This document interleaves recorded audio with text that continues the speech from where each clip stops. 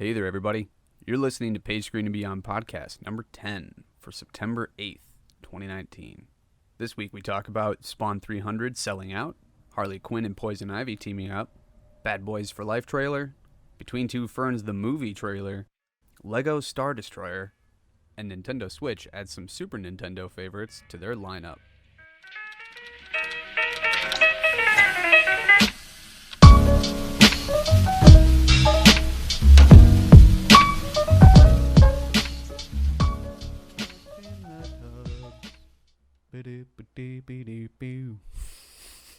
Soothing.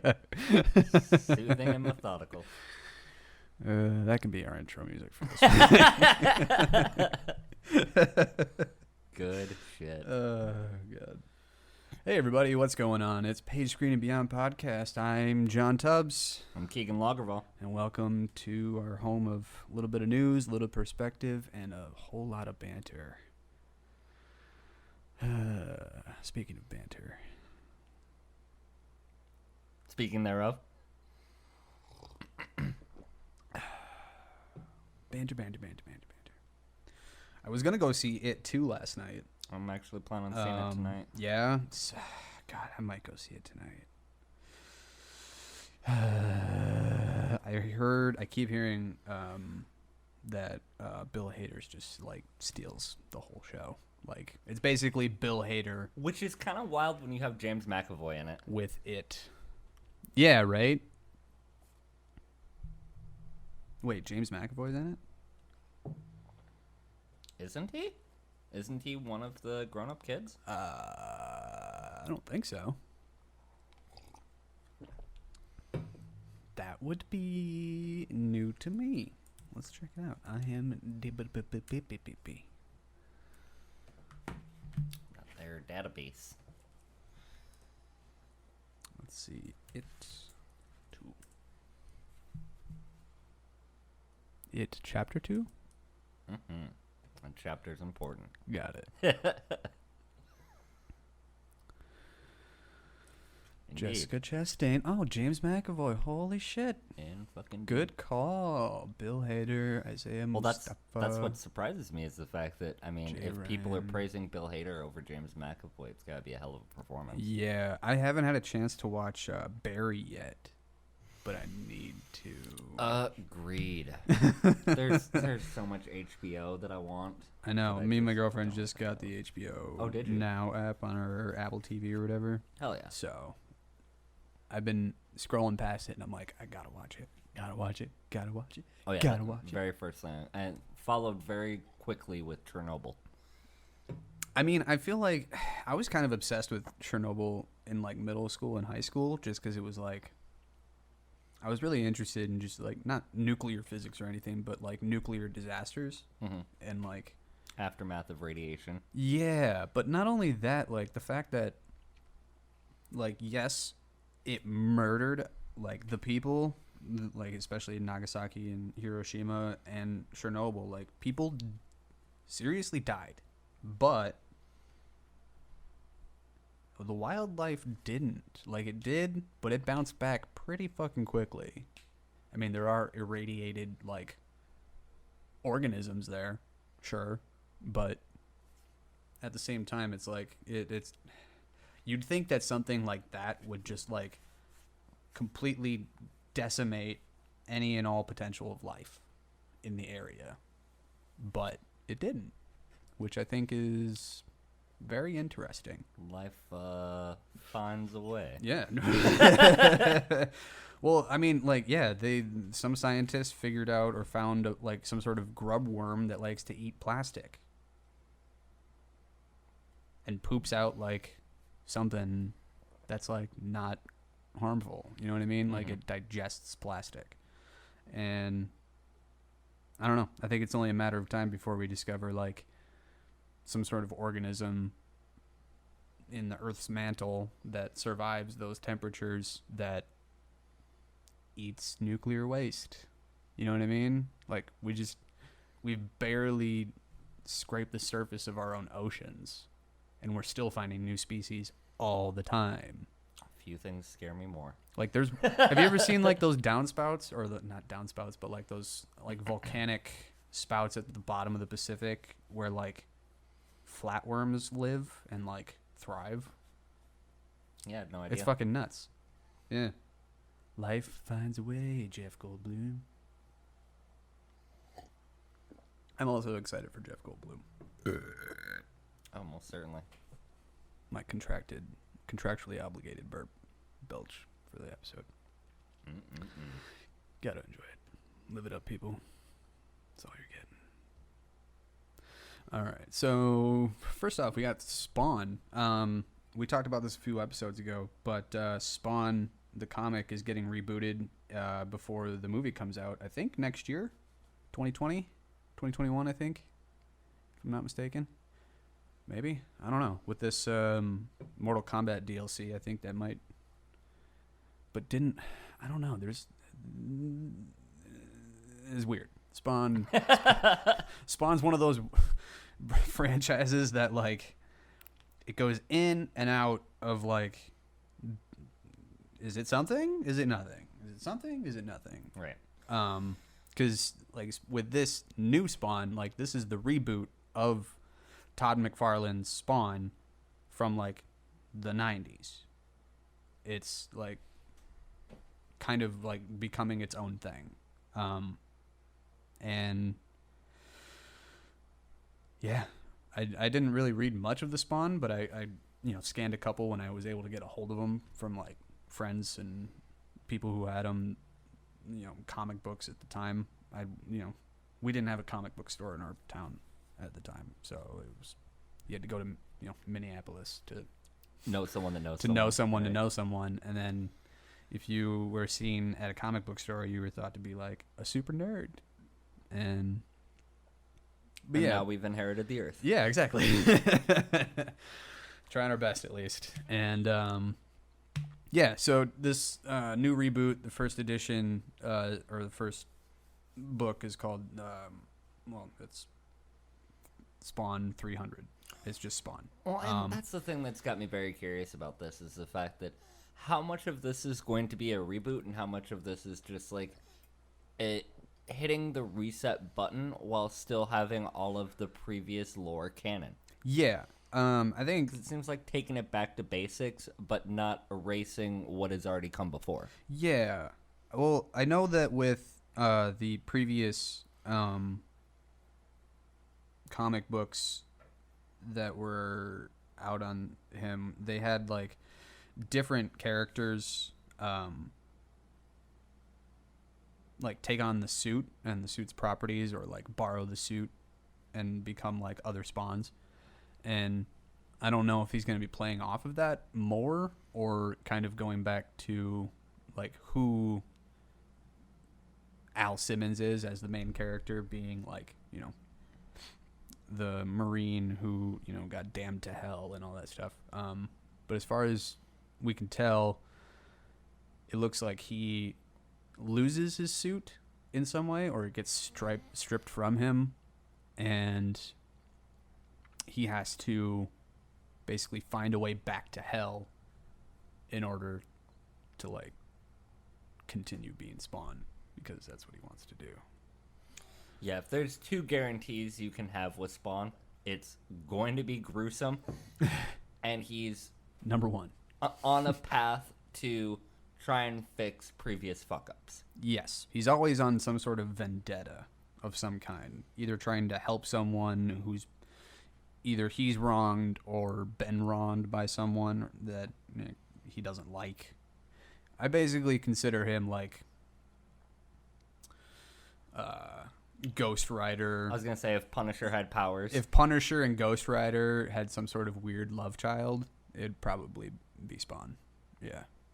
Mixed in with a little bit of just like biblical lore, because there's a lot of like demons and a lot of crazy like hell names. Cagliostro.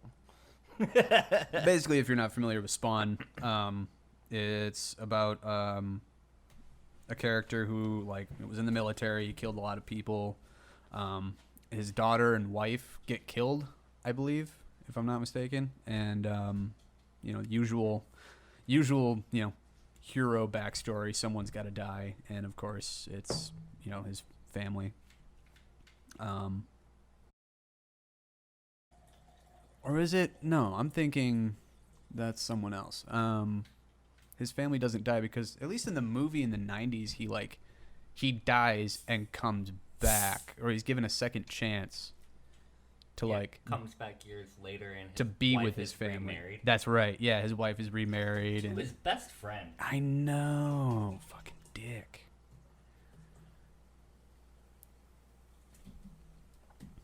But no, this comic book starts off with him as Spawn, it seems, and he gets his powers stripped from him. So, and it goes into there's some sort of countdown number timer at the beginning. Well, and I think that's tied to his undead powers. Oh yeah, that's right.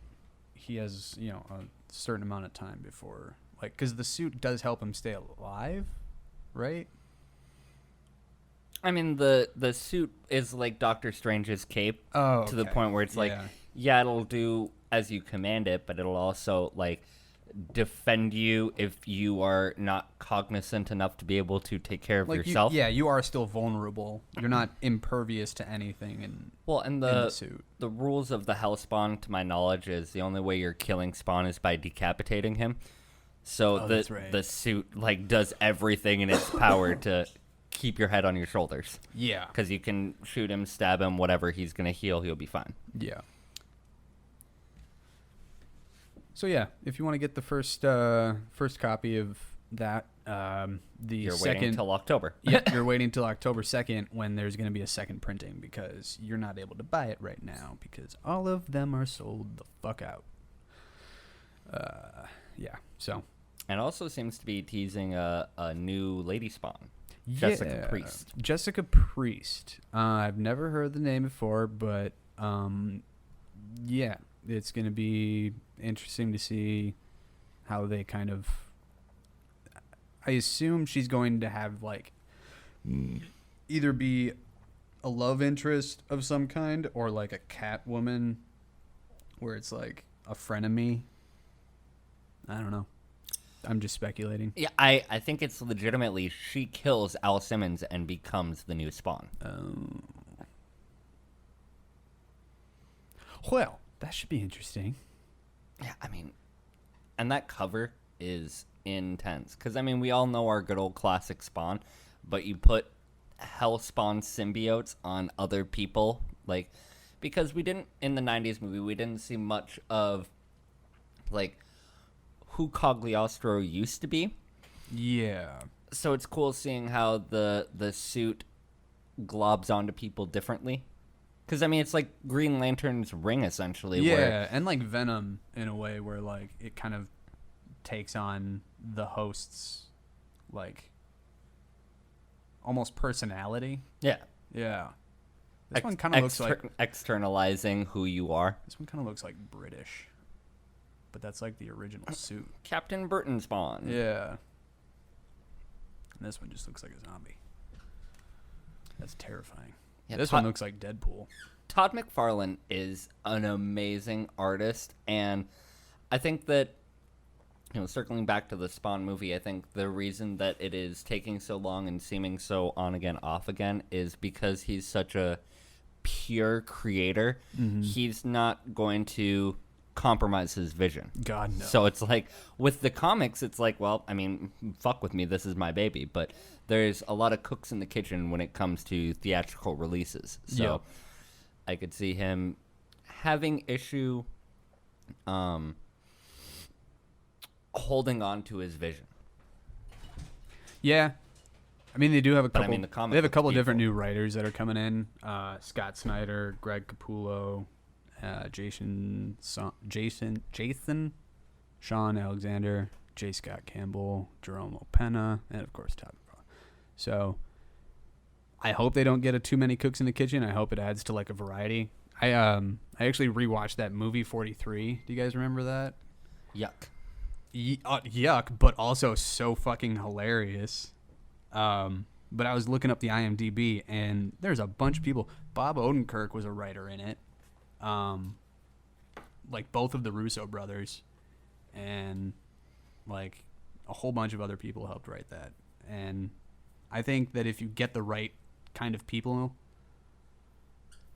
on a project, especially when they're all interested in creating the same type of vision, and when it's led by the like fucking creator of the franchise, you know what he wants, and he's not going to let something go through that he doesn't think lives up to his expectations. So, and they know that, I would hope they would know that that's how it's going to be. So I'm really interested to see where this line goes, especially explaining, like, I mean, it's going to be in some way a hint to what the movie is going to be about. I don't know how much stock I would put in that, because from what I've been hearing, Todd McFarlane wants a very grounded Spawn as far as the movie goes, and the comics are very grandiose.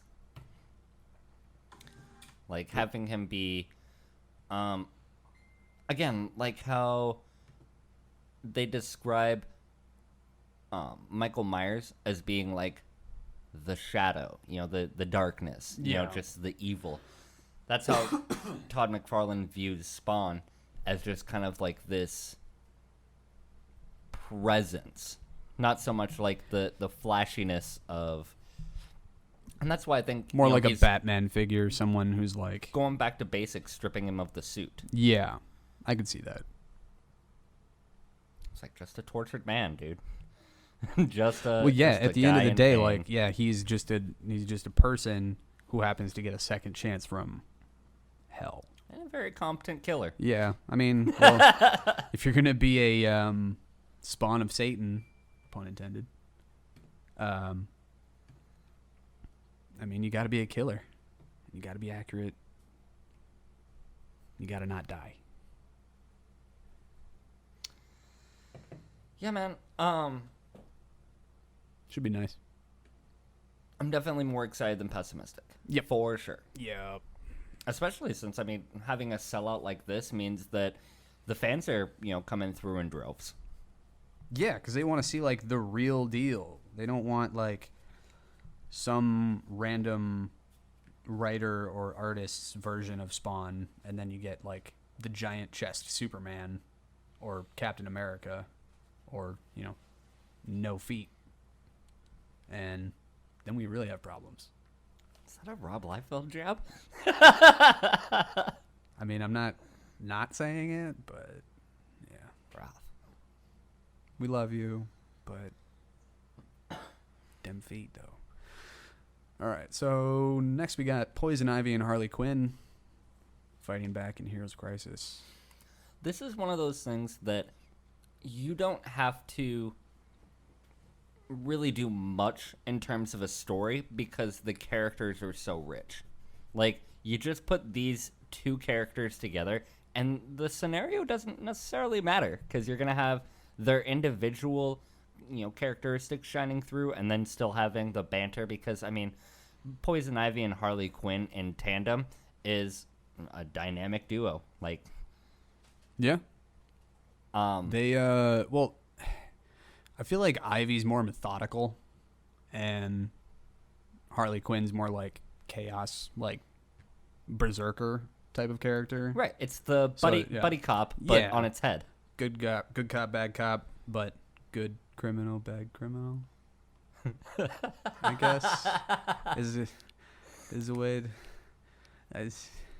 maybe, I don't know. Yeah, because she's like very caring about nature, so she's like her reasons for doing what she does are like altruistic. Yeah, they're more, caring centered rather than with Harley Quinn, which is just like, I'll fuck you up. Have you seen the new trailer for Birds of Prey? Birds of Prey. Apparently, there's a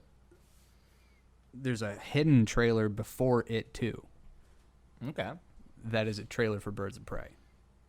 I don't know if it's going to be debuting now. I assume it will, But as far as I know, they showed it in the Ukraine and then in other countries, and now it's out. So I assume that it'll be at our theaters. But yeah, it Again, similar looks like thing a with shoot 'em Birds of- up chick flick. Yeah, no, Birds of Prey is the exact same vein as this comic, where it doesn't necessarily matter too much what the plot is, just Yeah. as long as you stay true to who these characters are. Yep. And there's a bunch of different characters that are going to be in this movie too. They got, I think Ewan McGregor is Black Mask. Oh, I'm about that. Yeah. Right? Oh, I'm so about that. And he's going to be like Psycho Ewan McGregor. Not like Obi-Wan Kenobi. I got a bad feeling about this. He's going to be like, what the fuck are you doing? Oh yeah, unhinged Ewan will be pretty sweet. I want to see that. That's going to be good. Yeah, I've always been a fan of Poison Ivy and want to see like more team-ups like that. Do you think they'll like introduce her as a character in Birds of Prey at all, or like do any kind of Easter eggs of like different female characters like Catwoman? Or I mean, I can't imagine they won't. I would hope so. Right. If they're gonna do it like all women or nothing, I mean, why not have at least some Easter eggs for some other characters? Well, again, you don't want to be gratuitous. You don't want True. just because you're a female character, you're automatically in. Like the narrative doesn't matter a whole lot, but character chemistry does. You can't just throw it all against the wall. You have to have interaction. Yeah. I can agree with that. I don't know. Yeah. When does this come out? Is this already out? Yeah. Okay. Yeah, that came out this Wednesday. Nice. 1 of 6. So it's a quick little mini series tying into recent events that have been going on. Year of the Villain, about it. Mm-hmm. Cool. I like the art style. It's a little off-putting to me, but it's also suiting. I like a good, like, well illustrated graphic novel rather than just kind of having like the bold black lines and poppy colors. Yeah, it's a little more detailed, a little less cartoony. Yeah. I like good gradients and good shadows. As an illustrator, I just appreciate the detail, devil in the details. Right. Makes me want to look at it more. It makes it, more of like something I want to hold on to rather than just like read through it for the story. It's like a visually appealing,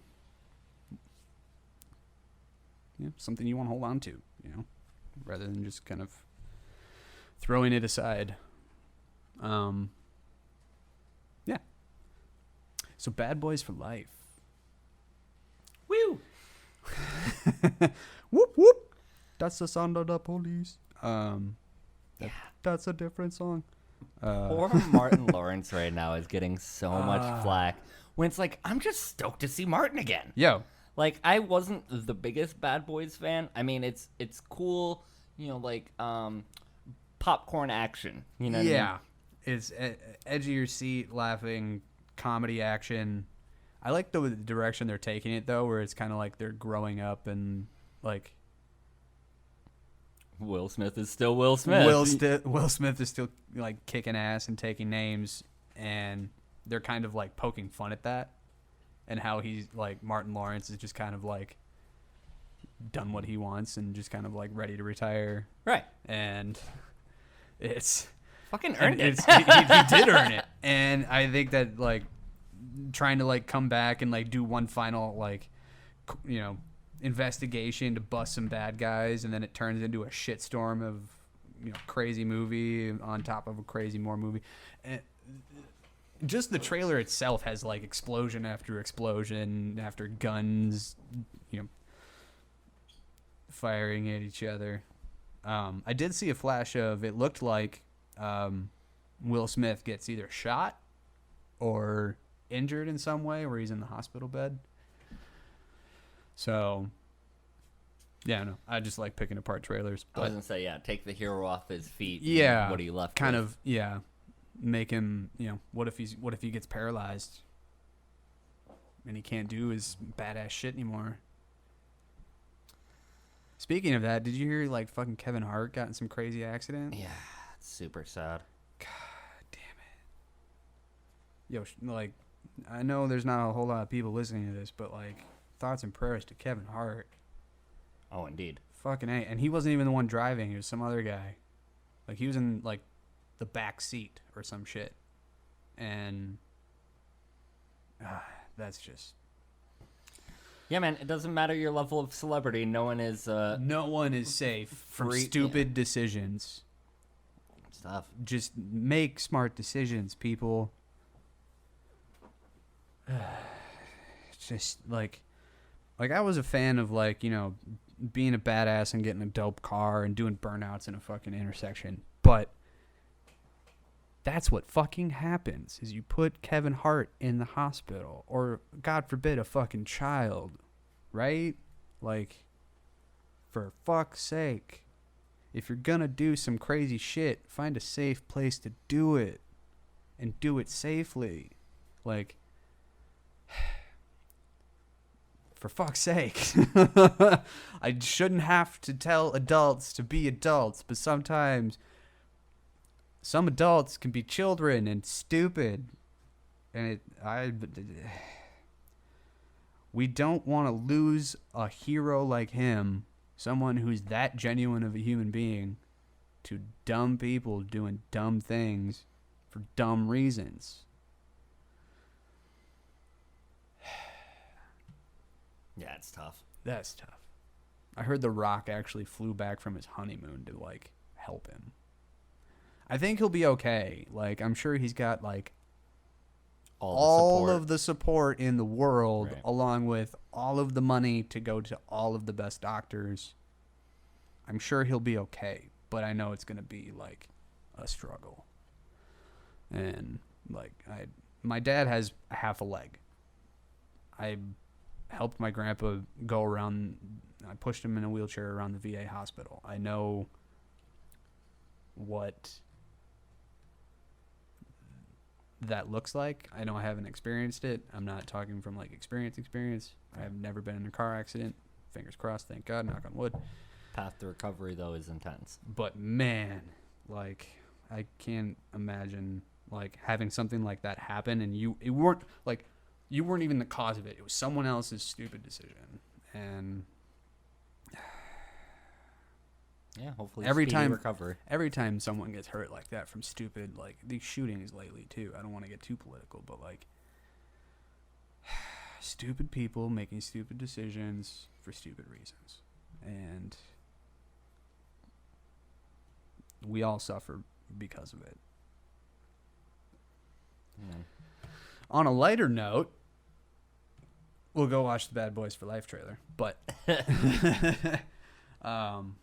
Zach Galifianakis, as you know him from The Hangover, Hangover 2, Hangover 3, and that one hospital movie that he was in recently. I forget. I don't know. But also Out Cold. Have you seen Out Cold? No, I can't tell you how much of a Zach Galifianakis fan I am not. Oh. It was funny because, like, when I heard about this news, I was just reading through it at a quick glance, and I was like, oh, cool, a Jim Gaffigan thing on Netflix. And when I found out it wasn't Jim Gaffigan, I was like, oh, I instantly no longer care.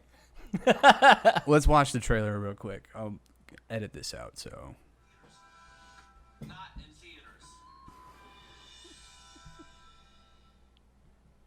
Yeah.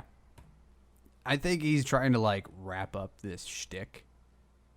And Netflix approached him and was like, if you want to do a movie, let's do a movie. You could put almost anyone in that interview chair, and I would have been more stoked. Like, I'm so excited hearing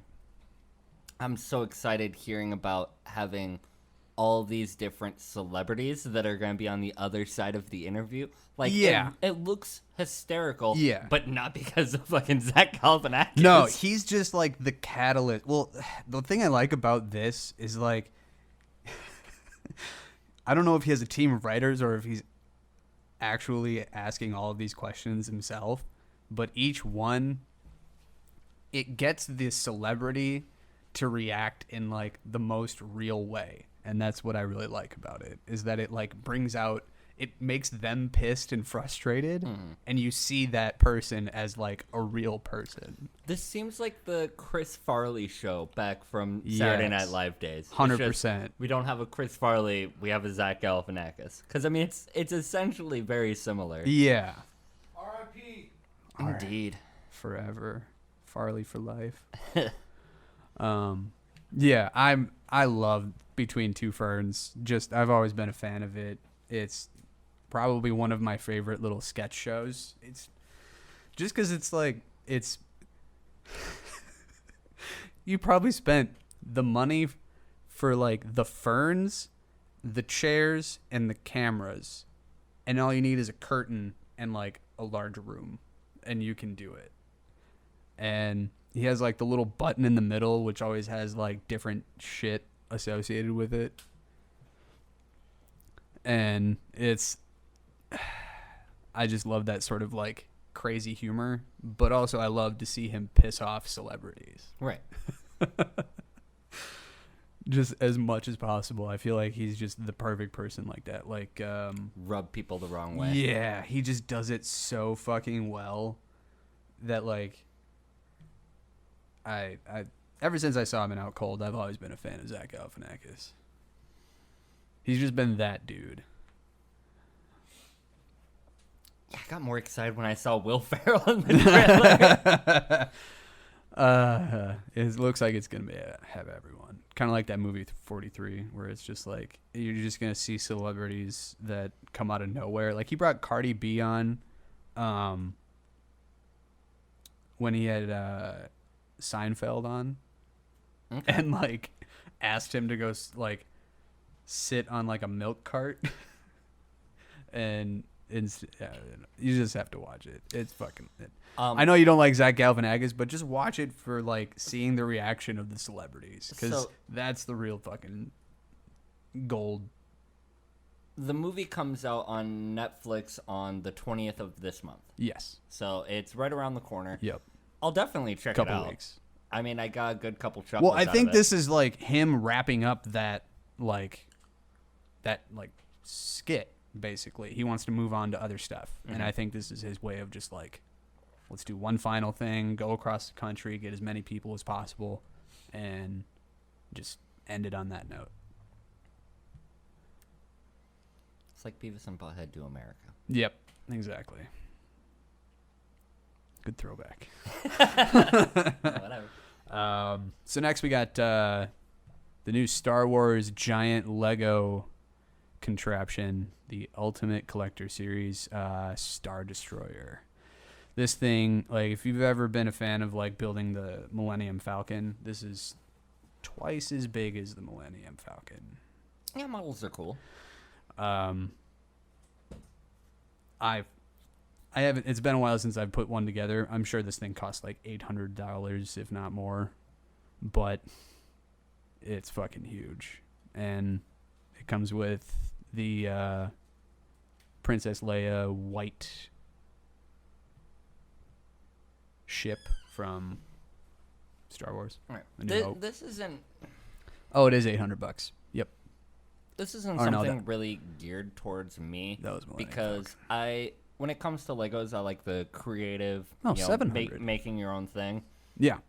But I mean, there's definitely a core fandom for building models and recreating things that are familiar. There's an entire niche of people who do this all the time. It's like fucking 3D puzzles. Yeah. Or not puzzles. Well, I mean, yeah, really. There's an entire store in the Mall of America that's like, I don't think it's a Lego store. Well, there is the Lego store, but there's another store that does like giant like military ships out of Legos, basically. I know Lego is like a brand, but yeah, there's a niche for it. It's I love Lego content, but this, I'm not gonna say underwhelms me. Do you think they're gonna make a Lego Death Star? They most certainly have. Did they? What about I know someone who has one. Oh, well then. But like a big one, like a giant What was that one called in the new trilogy? It was like Starkiller Base? Starkiller Base. Man, that's something I'd love to see, like, Disney Plus do. Give me Starkiller. I want The Apprentice so bad. Jesus. Money, money, That's money, not the money. Starkiller Base, but that is still Money. fucking huge. Jesus. Looks like the one that's there is like pretty basic. Oh, someone just built that.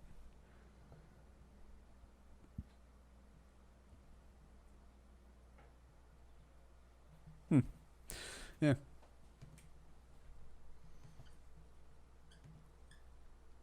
I went to the Lego store. Yeah, the other day when I went to the mall. I am stoked about this Super Nintendo thing. Super NES coming to Switch for free if you have Nintendo Online, which is like fucking 20 a year, so it's nothing. Oh shit, that's right. Currently starting with 20 games that they're going to be doing for it, and I mean, some of them are kind of under the radar titles, or you know, I mean, if you have nostalgic connection to it, but I mean, they have like the hits. You know, you got your Super Mario World, you got your Mario Kart, you know, Zelda. Like, this is very intriguing, and it's got the little Super NES controller available for purchase. Yeah, that's really cool. I've been really wanting them to be making like the wireless old school controllers, bringing those back. Do you think they'd bring back the N64 controller as a wireless? Nobody but me wants that. There's plenty of people that would want that I and buy that. Don't know how accurate If it can, that is. if it can connect to your phone and shit too. N64 controller is the worst. Yeah, I mean, I know, he's but not wrong, but I fucking love it. But it is also the best. How? I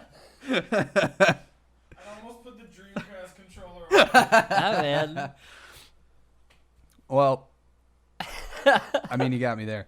I don't know. It's just it was my like I introduction loved- to those types of like handled controllers When- and like One the, game where you had to use the D-pad.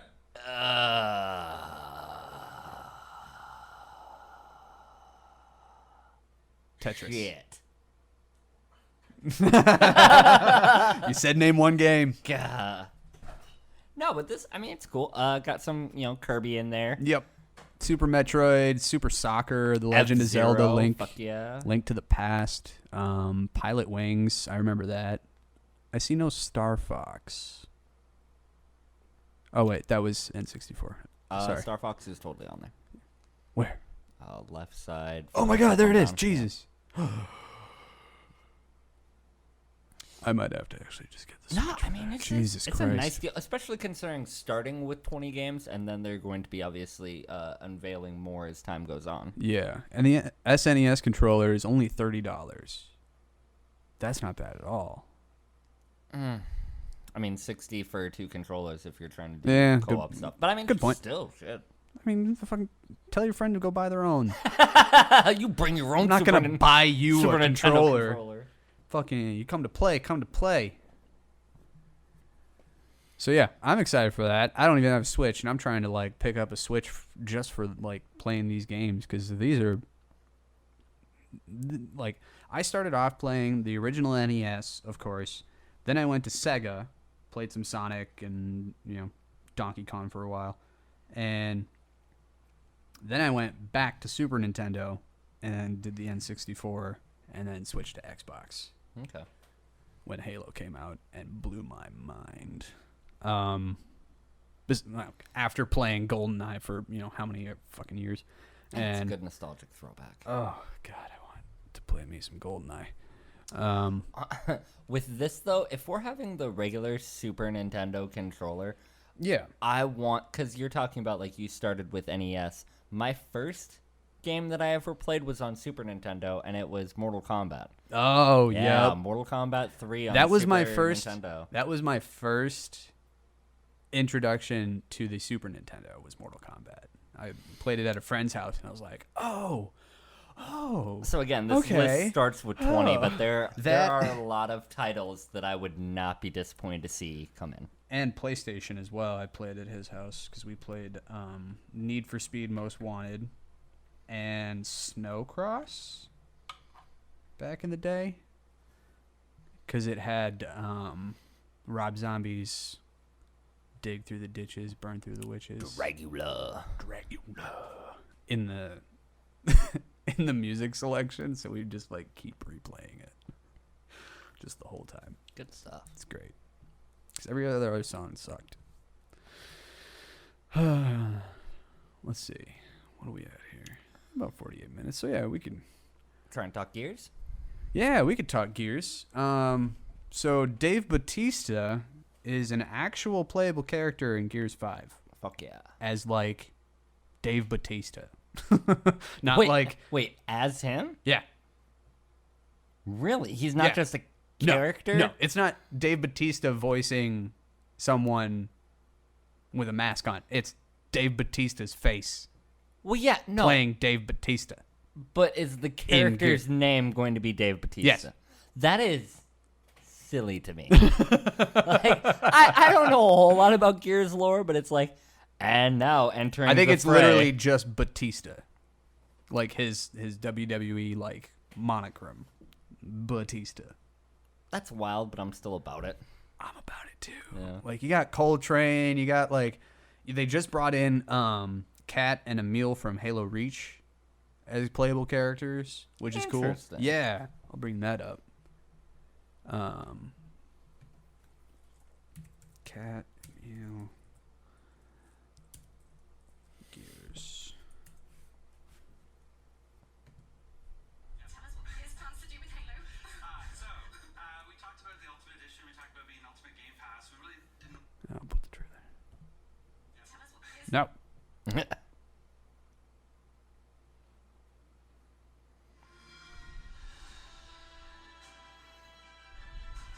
And it looks great.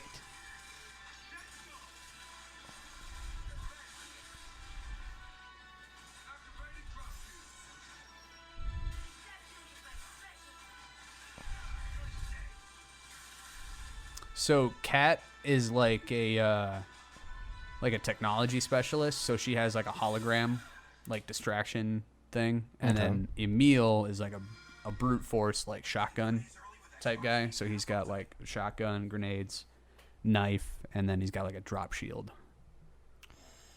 I would say that Gears is probably my biggest reason that I'm bummed I'm not on Xbox. I think Gears, if you're gonna get Xbox for one and or two things, get it for Gears and get it for Halo. Like straight up, you will not be disappointed that you like got it. Right. If you are like, if you actually want to, like, if you haven't played those games before and you want to start from the beginning and like play to what they got now, like those are the two games that Xbox is like made for. 100%. Along with racing games. And yeah, that's about it. PlayStation pretty much covers everything else.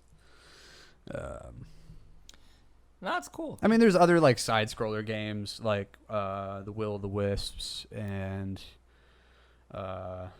Limbo and Trials, like the motocross like side scroller. Like those games are really cool. I mean, I haven't really played them on PlayStation or PC for that matter, but yeah, I mean, I guess I'm pretty biased since I haven't played any.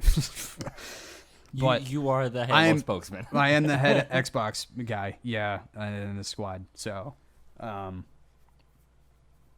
don't know. I just I'm more comfortable with the Xbox controller than I am with the PlayStation controller. I think is what it really comes down to. Totally fair. I'm just different strokes, different more. folks. I mean, I started off really with like the Duke controller, like the big motherfucker. Oh yeah, that's the only one I really have a lot of experience with because I have the first Xbox. Yeah. But I And- have not gotten an Xbox system since the first one. Yeah. And I mean, I'll sell you my Xbox One if you want it. That might be worth it for Gears. Because, I mean, Yeah. Gears is so cool. I played a little bit of, I want to say it was like Gears 2 or 3 with my buddy. Yeah. And it's like, it definitely has a fandom that is earned. Fun game. Like, it is kind of like a, like I said earlier, it is narrative based. It's like heavily narrative based, and it's very much like a, hey, we got to go into this building over here across town, and we got to make our way through these hordes of, whatever. But they pull off the enemies really well to where they're not like predictable. They're not as predictable as you think they are. They're very much like randomized in a lot of ways, and they give a good variety to the enemies. They don't just make like, grunts and then like the big bosses and then like the final boss at the end. It's very much like there's a lot of little guys, but there's also like these swarms of locust things that fly around and can eat you. And it's almost, it does have like a lot of maze and like puzzle qualities to it, where you kind of have to like find your way around things. And there's like secret entrances to certain ways and stuff like that. And there's also some areas where like you have to go a certain way. Right, very linear. They also do a thing where like they'll come to like a fork in the road and you'll choose like right or left. And depending on which one you choose, it could have certain types of enemies, or you might need to like help someone who, like, if you're playing, it can get like co-op based in some parts. And like you'll have to like help your friend who's like, you can't go over and help him, but you have to like shoot, like provide cover fire. Right. Aggro. Yeah. And I think that is like one thing that they've really done well, is like having that teamwork element. Like you're a part of a squad trying to accomplish a goal. It's not just like your Master Chief trying to blow through everything. So before we wrap things up, though, there is we talked about it on an earlier episode, this game called Control. I got my hands on Control. I haven't beaten it yet. It's a PS4 exclusive, and it's a lot of fun. I mean, it isn't quite what I was expecting narratively, but it's exactly what I was expecting gameplay-wise. I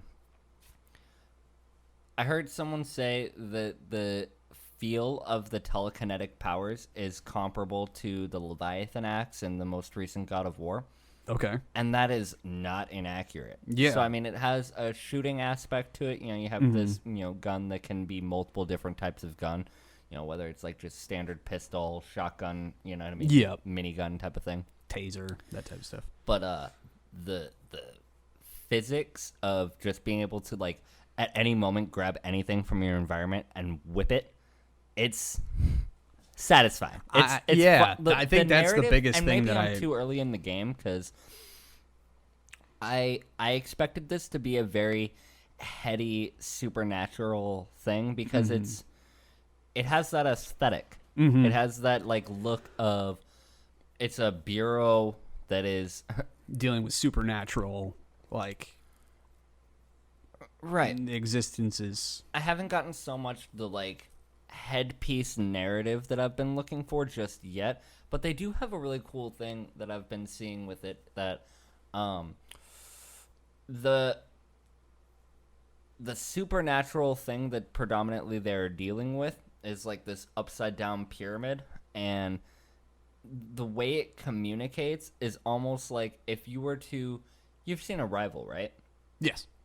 In the way when you're communicating with someone, how you can have words that mean a couple potential different things when you're, because I have the subtitles on when I'm playing the game, and it's like when it's talking, it talks in like a frequency, so it's not necessarily dialogue, but the words that they're saying has like slashes and alternatives.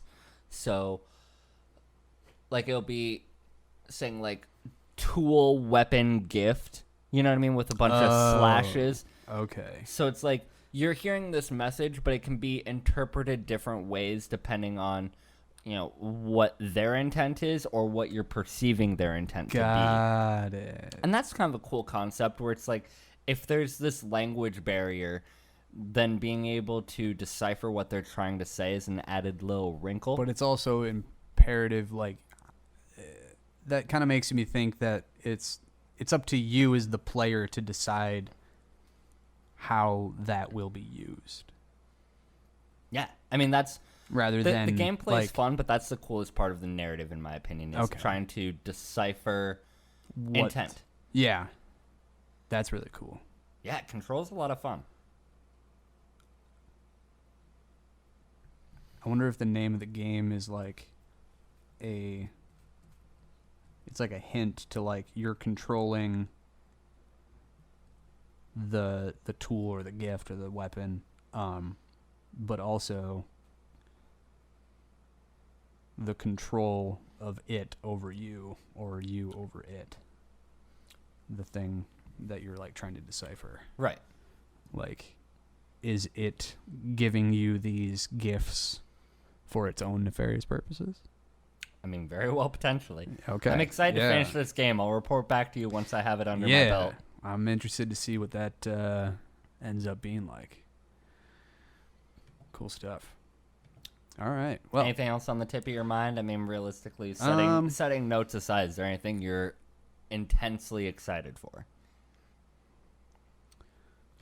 actually, there was something on the Facebook page. Speaking of, if you like this kind of content, you should check out our Facebook page. We share all kinds of things from the news from the week, from nerdy stuff to not nerdy stuff to, I don't know, memes. Yeah. I mean, And entertainment. we try and just share entertainment and just kind of keep you updated on what's happening in the pop culture. Oh, you know what? On the subject Spheres. of which, I didn't hear about this until seeing it on our own Facebook, but who they're eyeing to play Moon Knight?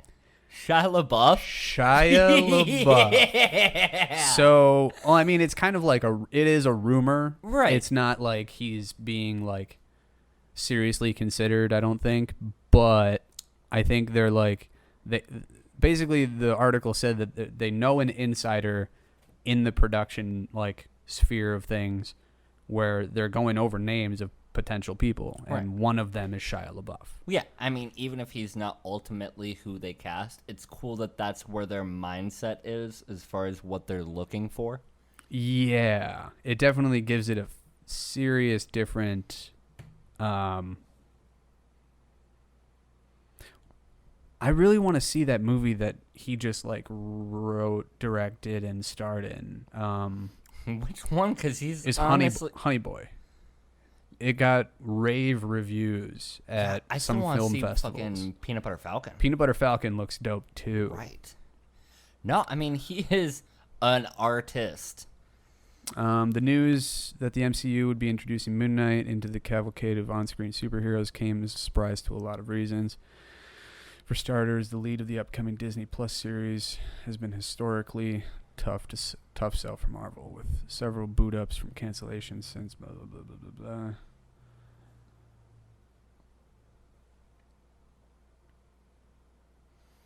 So the same person who told this this article writer about the Miss Marvel and She-Hulk TV series before it was announced was the same person, and that person is saying that Shia LaBeouf is being considered.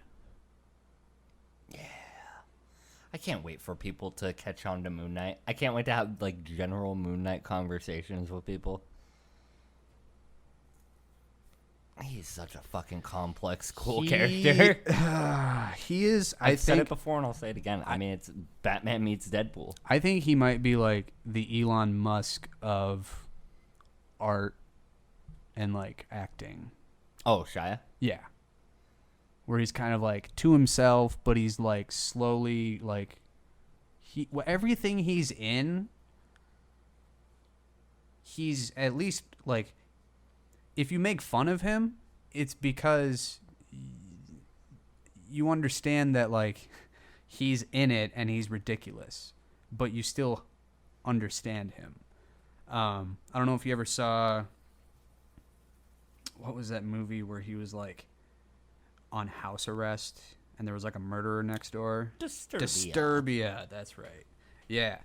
He was kind of the same character from Transformers, but also like he plays that character very, very well. And I haven't seen anything besides the trailer from this movie that he directed or whatever, but I've always appreciated his like, I think uniqueness is a good word, but also not good enough. Right. He definitely makes it a point to be like his own. I mean, we all know the like "do it" like meme, but that came from a genuine part of himself. I think the best way to describe Shia would be his feet are planted firmly on the ground and his head is very much in the clouds. Like Yes. he's someone that's very relatable, but also like very distinctly his own. Exactly.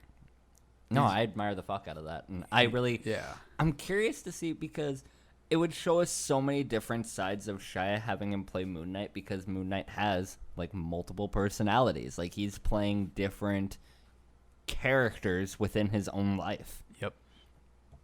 And that would be cool for Shia to tap into where he has more eloquent and then more aggressive tendencies.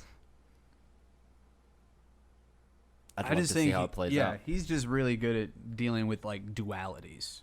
Yeah. I think. That's And, a good like, way of wording it, too. Yeah.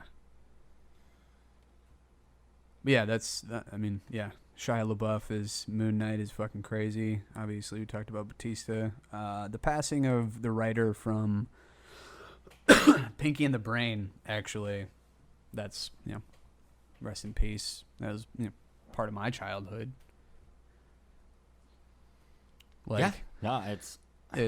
death is never a happy thing. God damn it. Everybody's dying. But we're all dying. But everybody's dying. Yeah, that's really all I have. Besides, South Park took a jab at corporate takeover of cannabis, which is pretty funny. There's rumor that South Park, like Trey Parker and Matt Stone, might be starting their own cannabis company I'd endorse. called Tegrity Farms. Is it really? It might be.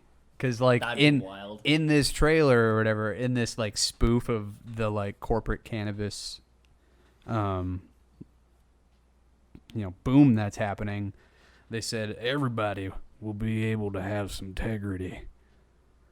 It's all their own or something like that. Basically, they're hinting at they might be starting their own, like, we're going to grow some weed. Mm-hmm. I mean, they're in Colorado, I'm pretty sure, or South Park is in Colorado. And why the fuck not? They can make so much money. Right. uh, I love Trey Parker and Matt Stone, and I mean it's interesting, but we'll see. God, once I love those guys. the dust settles where everything lands. I saw Book of Mormon a few years back, and I still think about it sometimes. All right, everybody. Like we said, if you like this kind of content, you can check us out on Facebook, Instagram, Twitter, and, of course, here on YouTube. Be sure to like and subscribe, and be sure to ring that little bell down there. Make sure you get it notifications when we upload. So, thanks again, guys. We'll catch you in the next one. Yeah, it's been fun. All right.